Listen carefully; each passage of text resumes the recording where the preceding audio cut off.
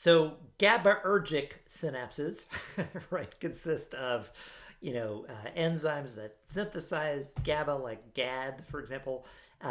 There's going to be, of course, a vesicular transporter, right, that can pack the GABA inside the vesicle.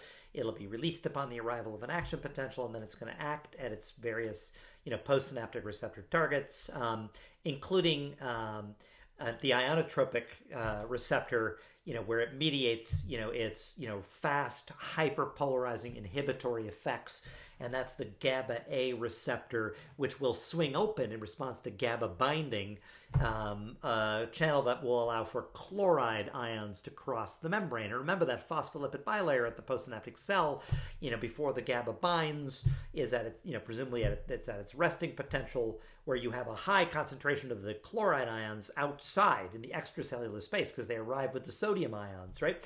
And the membrane is not particularly permeable to chloride ions in a neuron at rest.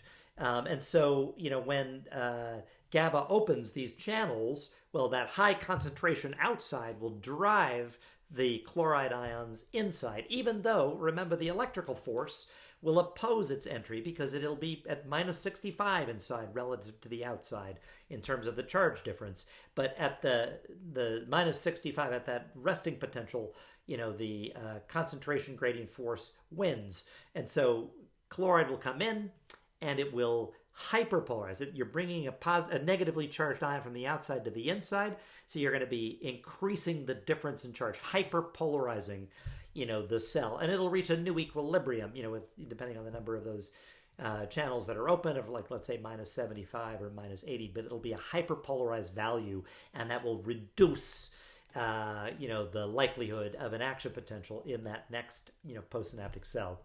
There's also a metabotropic target for GABA. It's called the GABA B receptor, where there's also, a lot of research on, and also some drugs that target it as well.